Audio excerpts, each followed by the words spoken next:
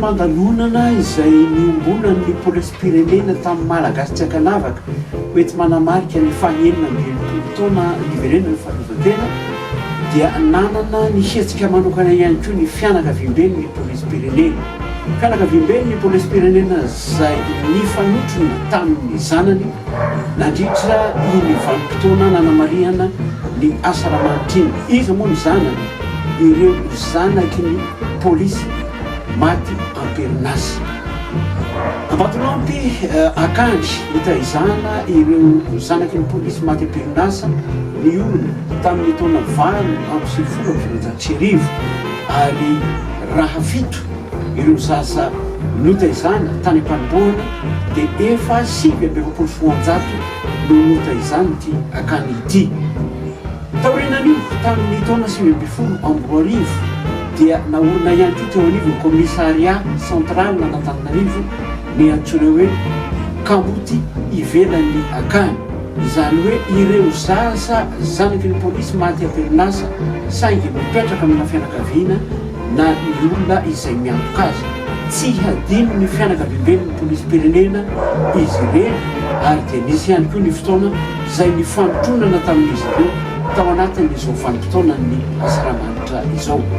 Ireo no votoatin'ny fandaharantsika fantarantsika ny hetsika natao fa ankoatr'izay dia jerentsika ihany koa nanahoana ny fitaizana, nanahoana ny hoaviny ny zazareo, inona ny fatingana vita, inona ny mbola eritreretina atao. Ireo no mandrafitra ny fandaharantsika amin'ny ity miarabantsika mpijery televisiona malagasy anasananao ny fandaharana. Miorina amina velaran-tany 2,4 hektara ity akany hitaizana ny zanaka polisy maty amperinasa eto Ambatolampy ity. Ahitana toeram-ponenana, toeram-patoriana, toeram-panabeazana ary ahitana ihany koa toeram-pamokarana toy ny fambolena, ny dobo fiompiana trondro sy ny sisa sy ny sisa. 7,700 no efa nandalo no beazina teto hatramin'ny taona 2019 ny orenany. Akoatra ny fanabeazana ato amin'ny akany dia mamonjy sekoly toy ny zana-bahoaka rehetra ihany koa izy ireo. Primaire zany dia ato amin'ny école publique Andafy fa ny 6e jusqu'à terminale dia ato amin'ny lycée Sacré-Cœur. Lafy miaran-tsaina fianarana io fa ny akany dia manabe amin'ny lafiny rehetra. Fitaizana moa iarana malala amin'izao fotoana izao fa miasarotra sady tsy zaza ray na roa fa tena hoe 9-10 dia izay fanabeazana zay zany no ezana alaminy eto dia ao ny fanabeazana ara-batana, ara-panahy ary ny ara-tsana izay tovoziny any amin'ny sekoly mpinono. Ny fanabeazana tsy efa nirery, ilaina ny fiarahamientana, tsongaina manokana amin'izany ny fiahiana ara-pahasalamana, tsy natao ho any akany rery anefa fa afaka misitraka ihany koa ny manodidina. Anivon'ny orphelinat polisy misy dispensaire natokana ho an'ny sahira na avy amin'ny fiaramiasa amin'ny ONG Bienvenue avy any France zany ONG io dia fiaramiasa avy aminazy no azahoana manampy an'ireo sahira ny eto Ambatolampy amin'ny fitsaboana. Dia misy dispensaire eto misokatra isaky ny alatsinainy folakandro alakamisy maraina sabotsy hariva.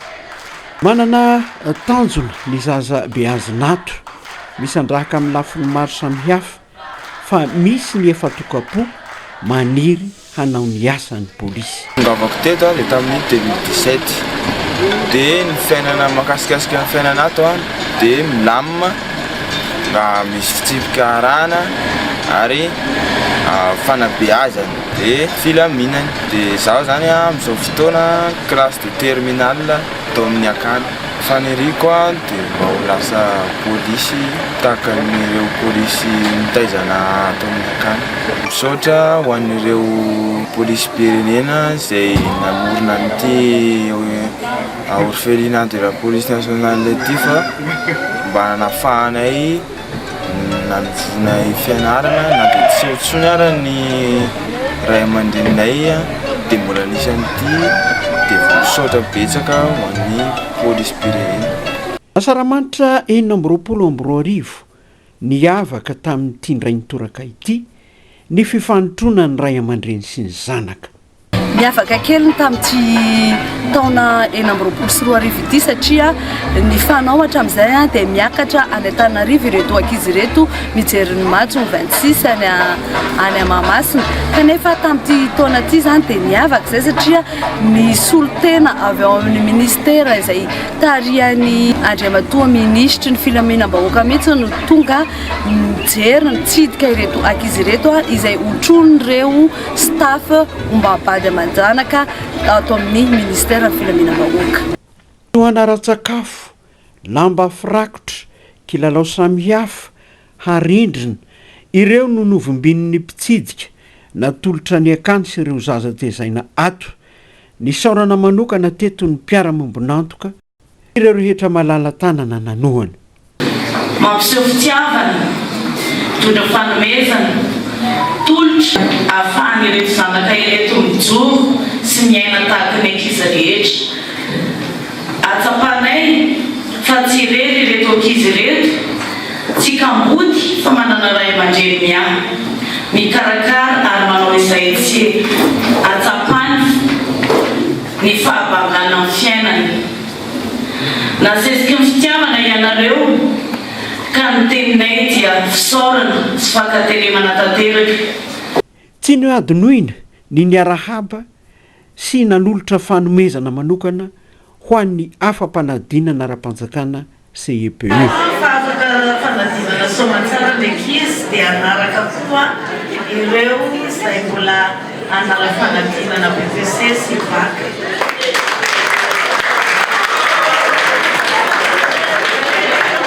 Tsy nanadino aminay nareo amin'izao akatoka fetim-pirenena izao. Tsapanay fa tena ao am-ponareo fanananareo zanakanay ary misaotra nareo izay amin'izany. Mametoky izy rehefa ezaka tsara ny fianarana sy ny fahendreny loharana polisy pirenena. Nofaranana tamin'ny fiaraha mitotorepika teo am-pijerena afomanga sy fanaovana harendrina ny fotoana teto amin'ny akany. Ny 2024 jona lasa teo kosa no niarahany ny fianakaviam-beny ny polisy pirenena tamin'ireo zanaka polisy maty am-perinasa ivelan'ny akany teto amin'ny komisaria central Tsaralalàna. Kia Kamboty ivelan'ny akany ny orina tamin'ny taona 2024. Kia dia nanomboka tamin'ny 2024 izay niforonay ny vady satria tsy nisy niay izy ireo.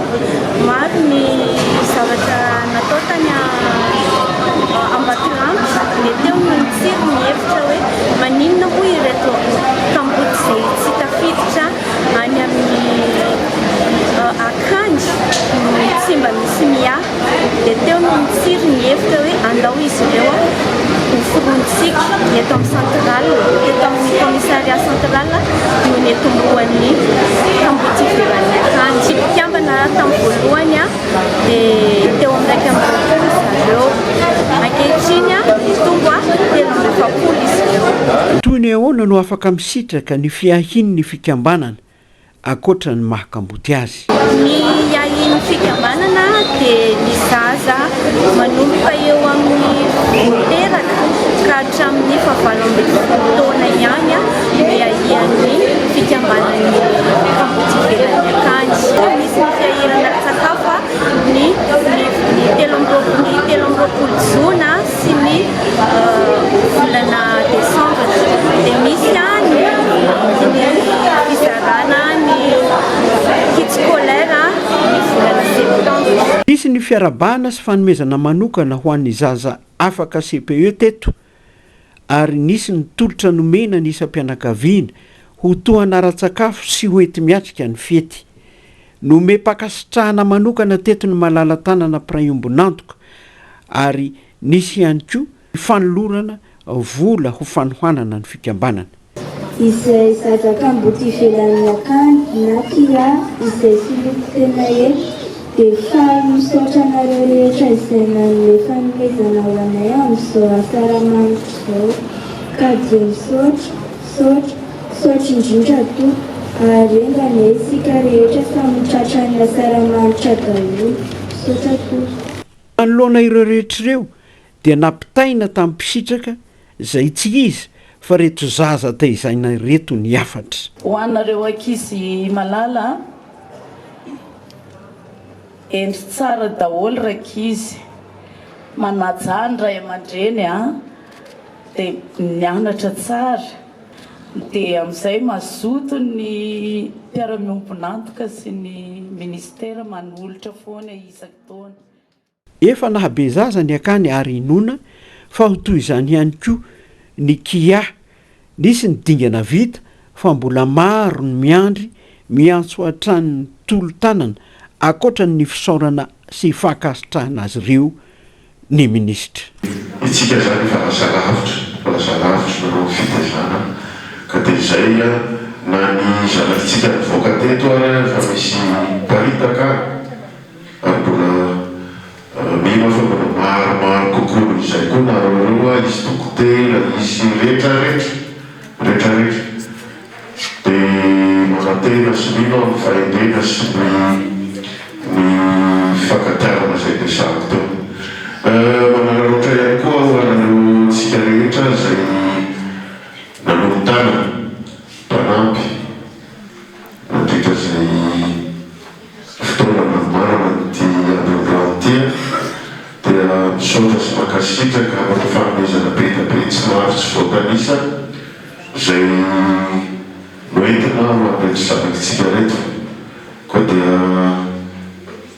engany mba nonerabelany amin'ny zavatra vitanareo reny ampitaonareo namana izay manampy ary mbola hanampy ihany koa ho amin'ny fanabeazana ny zanakitsika.